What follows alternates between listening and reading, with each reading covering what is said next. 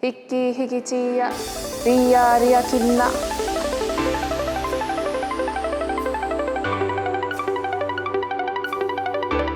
Hapa hapa inga, rangatahi. Te hoku take take o tōku awahakanga. Mauri tu, mauri tangata, tihei mauri ora.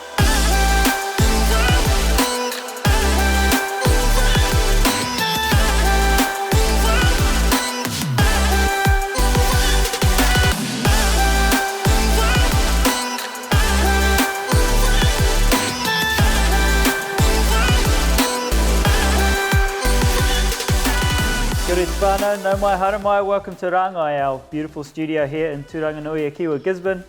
I'm here on the sofa today with Renee Raroa from Toha, and we've also got our great presenters, Roman Seaton and Patrice, and I don't know your last name, Patrice? Moore. Patrice Moore. Roman and Patrice's first time in the interview chair today. It's going to be an awesome show. What we're doing is talking about Toha. Toha is an incredible tech company. Well, I call it a tech company, but it's actually a change company, I guess. And importantly, they're working in fields that I think are of a larger scope than anyone else in the region. They're trying to tackle one of the largest problems facing humanity. So I'm going to throw it over to Renee, and we are going to try to sum up what they do in language that we can all understand. I accept the challenge. Kia ora. Kia ora koutou. Thanks, Shannon.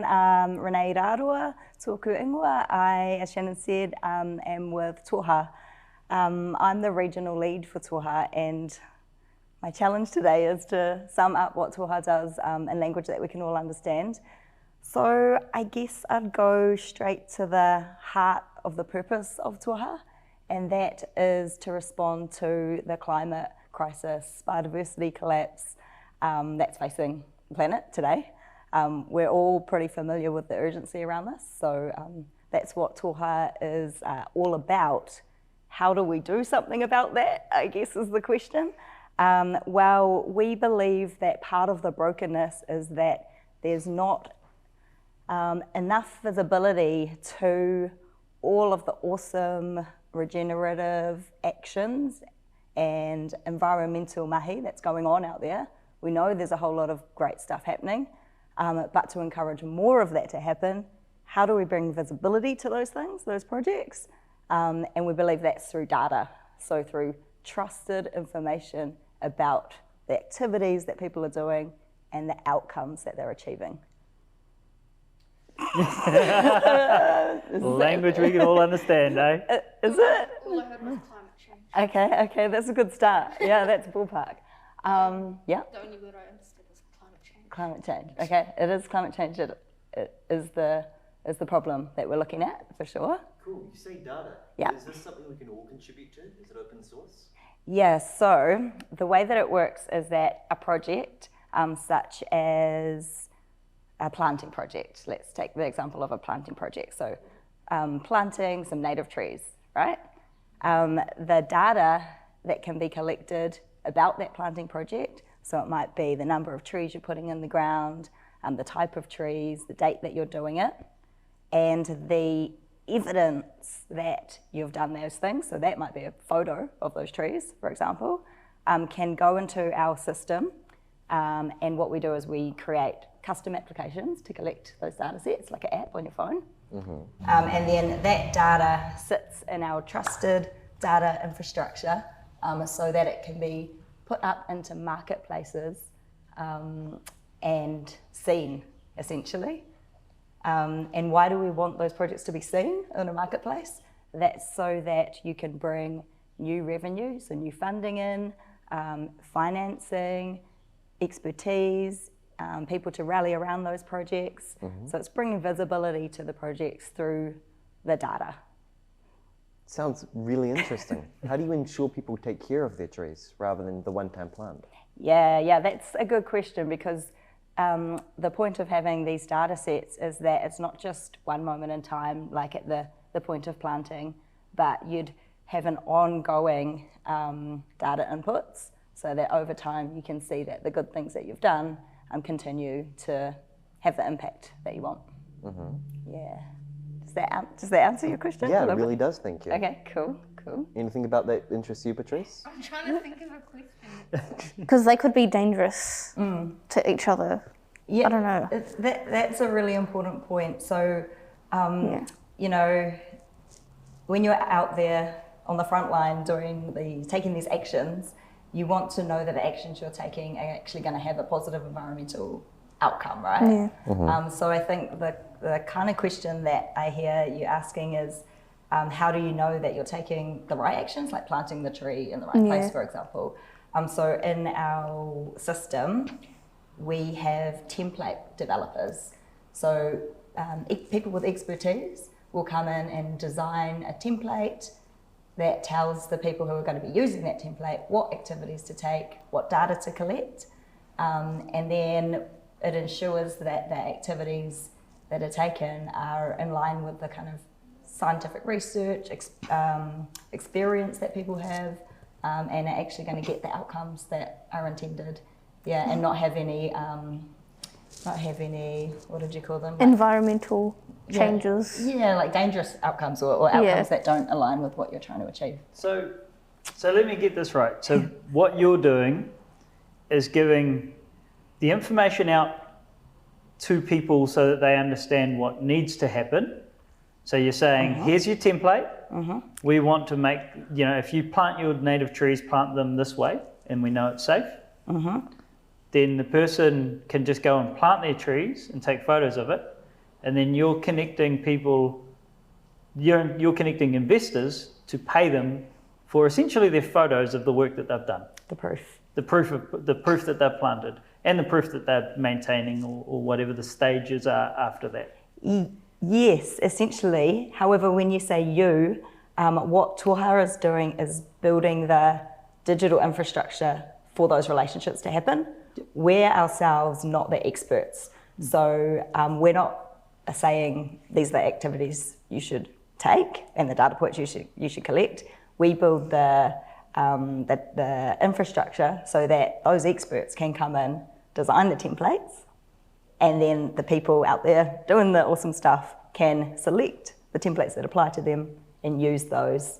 So there'll be eventually a never-ending kind of supply of templates and activities and data points that you can choose from for your project. So the power of what you actually are doing is always in the hands of those on the ground. Cool. So that's like, could be how to restore natives, or it could be how to reintroduce a wetland, or it could be how to encourage wildlife. Biodiversity. Which is very impressive with Gisborne's increasing erosion problem that would definitely sort out with the dunes. Totally, yeah. And it's things like that, the erosion problem and sedimentation that investors and funders are really interested in the outcomes of. So the other piece of your observation, Shannon, was we then take the projects and the data that proves those projects are taking place and put them into marketplaces so that investors and funders can essentially come in, search the marketplace, find the projects that they're interested in supporting and engage with them that way. How do you know if the picture of the tree isn't taken from the internet? Yeah. So because not all photos have a watermark of Shutterstock or something on it. Exactly. So the trusted data piece is what's super important and what brings the real value to the system that we're building. So the way that we design our data recorders and the way that we bring data into the system has to ensure that the data can be trusted. So there's two bits there. The people that are creating the templates have to define exactly what pieces of evidence are attached to their data sets. But then, like you said, if they say, hey, you have to put a photo here of the tree, how do you know someone's not just getting it from the internet? So we might do things like have that data point, that photo geotagged. But the other really important piece is that the purchasers of the reuse of these data sets can verify the data sets. So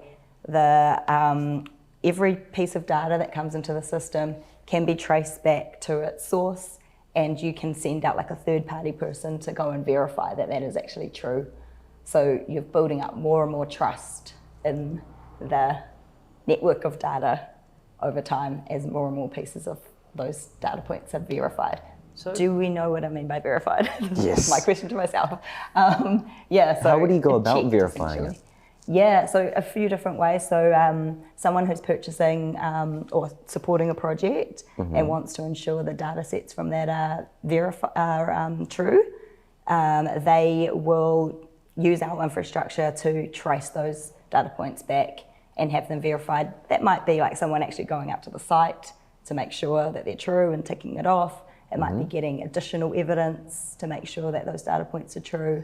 There's a few different ways. Or it could be like someone live streaming it.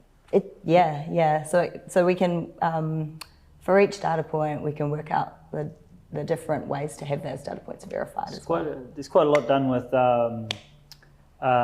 satellite imagery and to ensure that forest growth is fast enough, for example. So you can measure growth rate in planted areas from GIS imagery. Yeah, so plug into other data sets that exist to make sure those ones are in line with it. So tell me, is it just like landowners who can participate, or I know that there's going to be a restoration of the creek in Elgin, for example, and replanting of waterways there. What level or what, how do people engage with it? Participate. Yeah, so our first rollout is with farms, so people who own land, that is a farm, and with Māori land blocks as well. So those are two different ownership models that we can currently, like in our first rollout of the marketplace, engage with that way.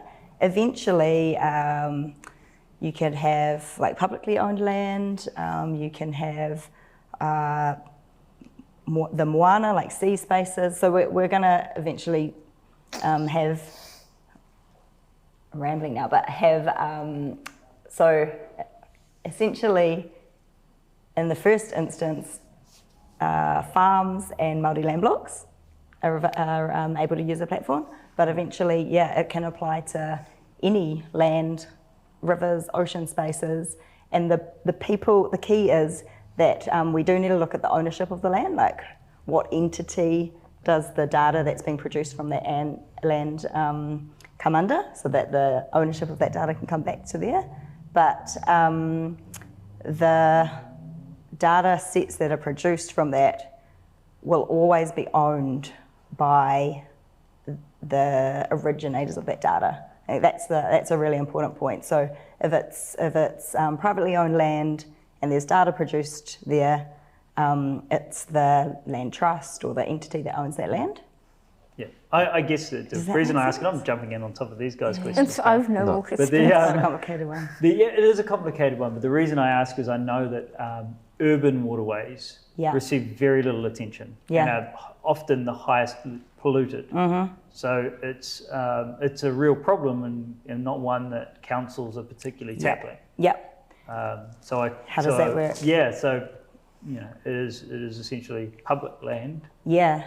So here's an example of how that might work. So in a catchment scenario, for example, where you've got a catchment, a river catchment, and there's a number of landowners along that catchment, what you'd do is you'd get as many of the landowners across that catchment as possible to be part of those projects and list their projects into the system, and then that you can have a collectively owned project as well, so that there'd be a collective outcomes that you see from the cleaning up of the waterway, but there'd also be outcomes on those individual land blocks along the way as well. So there's kind of two layers there: a direct engagement for a particular land block, but then in the case of like a catchment, you've got the collectively owned outcomes as well. Cool.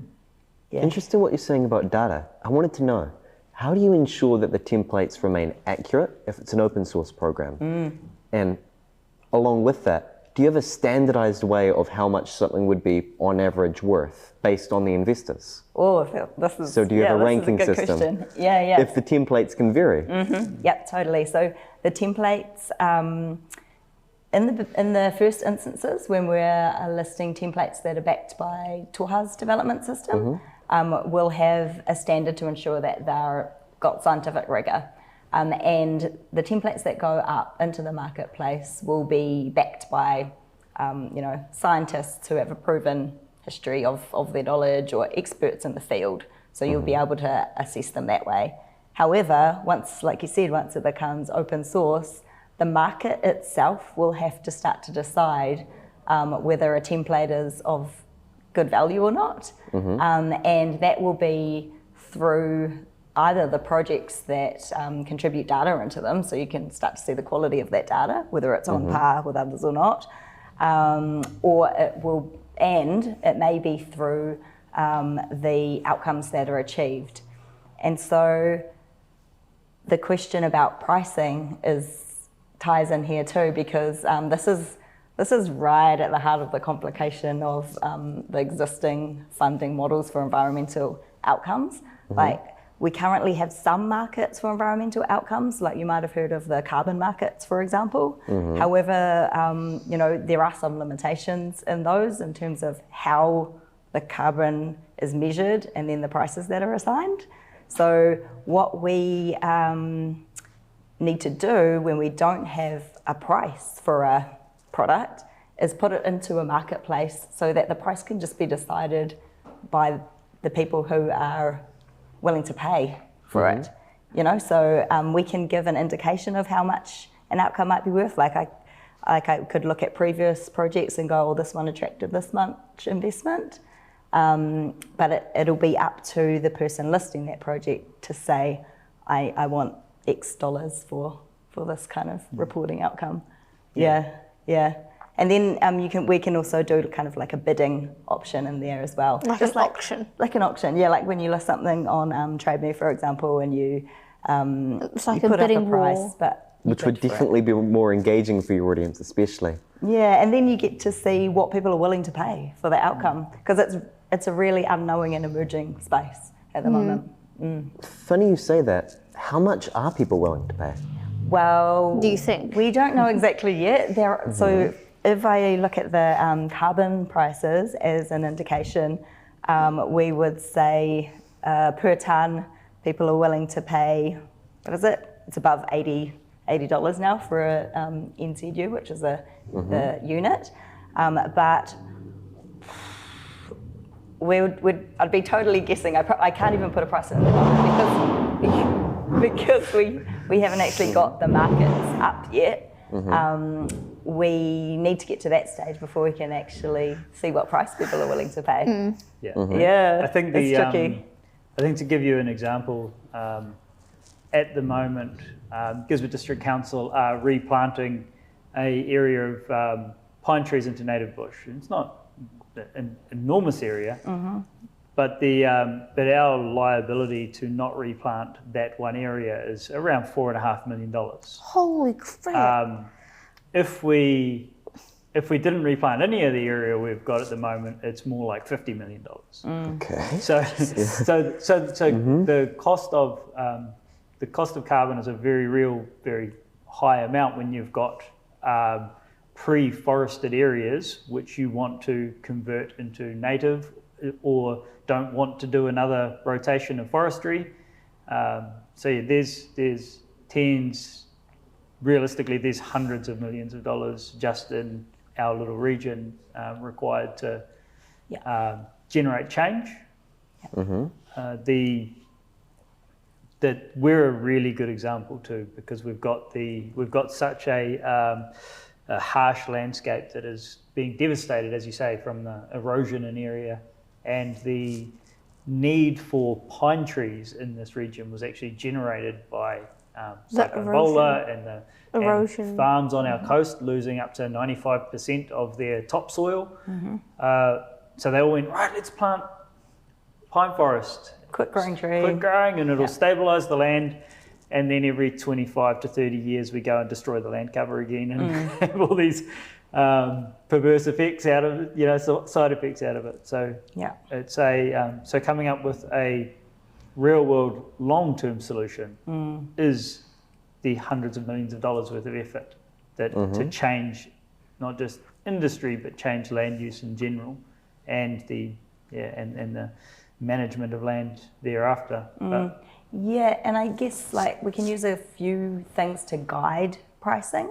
One of them is the input costs. So how much does it take to actually do the activities? That might be an indication of how much someone would pay for to support a project. The other would be if there's any other existing markets like it. And then from there, it's competition for that quality data. So how many people are willing interested? to bid. Interested in it. And I'm amazed by how well we've been able to incorporate gamification into that. It would be really engaging. Yeah. Is there an admission fee for entering into these markets or an initial purchase? Cool, that's a really good question as well. So you have me hooked so far. Okay, so. nice. The key thing that Toha exists to do is to bring as much funds directly to the front line of environmental projects as possible. We know from our research that there's trillions of dollars sitting there, like looking to be fed into these environmental projects. However, the People just don't really care at the moment. Or well, they care, but they haven't got the infrastructure to kind of bring that finance into those projects. So to list a project, if you're a landowner or someone who's a business doing the owner or mahi, something. if you're out there doing those projects, there's no fee to list them, and there's no risk in the first instance to go and go, here's a project I want to do, and I'm going to collect these data sets in the future.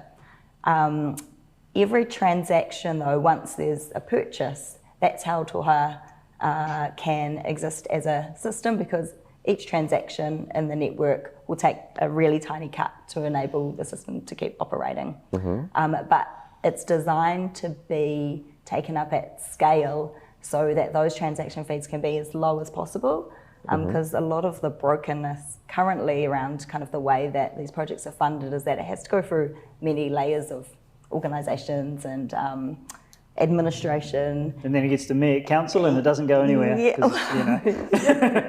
Can say that now. No, that's not true. We do have some significant projects on the go, but bureaucracy takes a big lot of cut resource. of and a lot of the resource that should be used on the land. And so you're bypassing that, right? Yeah, and we're looking for efficiencies so that if a project needs to report back on the outcomes, though the people needing to see those outcomes, like council, for example, they can just purchase the data report and those funds go direct to the project, and multiple people can purchase those reports at local government level, national government level, businesses, international, big market there. Yeah. intergalactic. Yeah, wow, hopefully. I love it. So Toha does amazing things, and at the moment it's kind of, it's restricted to landowners and that kind of thing. But how do students get involved with Toha as a company? Yeah. Like, what skills do you need? Yeah, totally. So we're just moving out of startup phase, essentially. Like we've been a environmental tech startup for the last 3 years, and really deep in research and development. But the space we're moving into now is into launching our first marketplaces. So what skills do we need? How do people get involved? So the makeup of our team is really wide. So we have scientists, data scientists, right through to observers. Yeah, observers will need to come into the system. Campaigners, people with like marketing kind of experience, people with finance interests and finance backgrounds. So the range of skill sets we have across the organisation is pretty vast. And what we will continue to need, I guess, is a whole pipeline of people who can work in that space. So here in Gizzy, there's about 4 or 5 of us, but the organisation itself is like 45 people currently, but it's growing quickly. So all your tech roles, like coding, all of that, Yes. is a big Keep going. and the ways to get involved, I guess, is the question. So there's getting involved in the projects and activities themselves and kind of using the platform and making your own jobs out of it, because you can start to get finance for these things if you're interested at that environmental kind of Like level. sponsorships and stuff. Yeah, essentially. So if you're wanting to take some environmental action, you could be using the platform to get involved that way, and that includes doing science, collecting the data, etc. So you can bring finance to yourself to get involved in those projects. To get involved directly with the organisation, it's really, there's a whole range of those skill sets that I described. What does it look like kind of in an intern space or something like that? We haven't really explored yet, but you know, we're here in Tairāwhiti needing to scale up the operations that we have. So conversations with us about what you're into, the interests that you have in regenerating the planet is where it starts, really. Cool. Yeah. Final questions. What have we got? I've got nothing. Ooh. Your questions are long-winded. In a good way. No, Thank you. No, in like a good way. Does it make that's your question. I'm really interested in like, Thank you, Patrice. what are you guys picturing? Like, does it make sense? Do you kind of get how it works Yeah. based on my description? Yes, I am. Okay. We'll wait for that car alarm to stop. There we go. You mentioned a tax. Will you be keeping this tax the same per market, or will you be raising it to be able to help you get off the ground? And if we can be helped by your company, how can we help your company in getting up off the ground if you're out there to support us? So I think what you mean there is the transaction fee that happens. So that will be a set fee, and we aim for it to be as small as possible. Each marketplace will decide, but the underlying network fees will stay the same throughout all marketplaces. So what was the second part of your question? How do we help you as a company? Like visibility, what is it that Toha needs?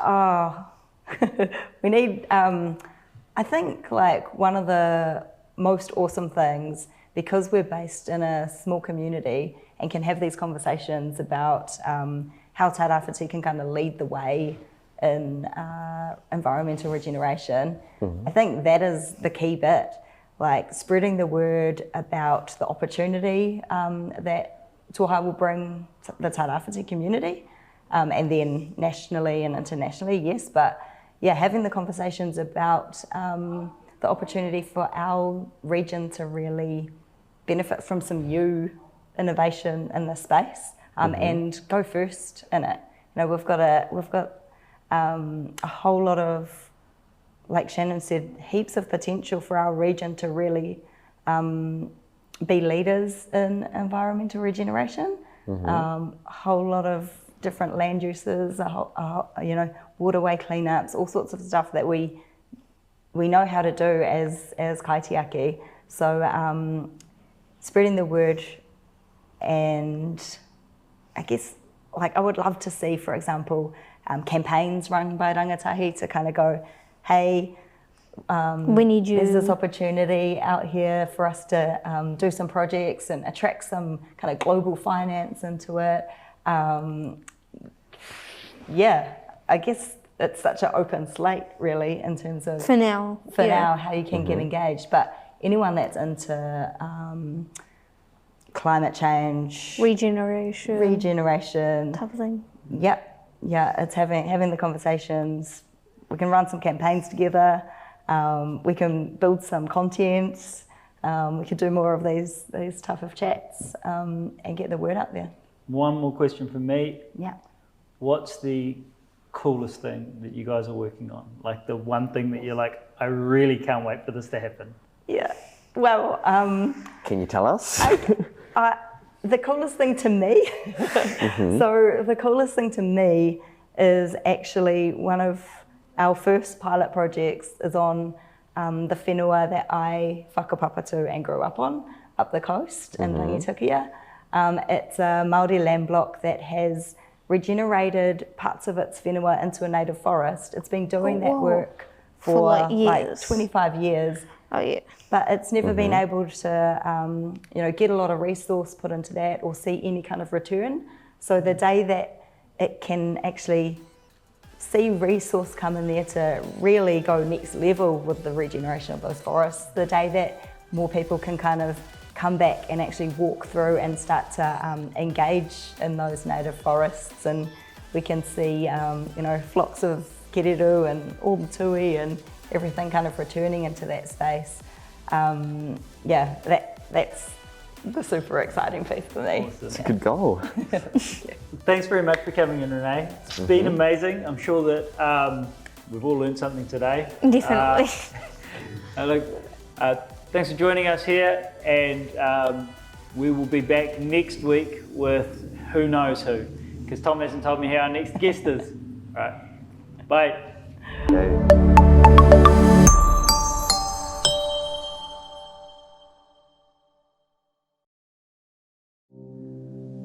Tukuna te wairoa kia rere ki ngā taumata, kia arahi i a mātou mahi, me tā mātou whai i ngā tikanga a rātou mā. Kia mau, kia ita, kia korea e ngaro, kia pupuri, kia whakamaua, kia tīnā, tīnā. Haumie, hui e,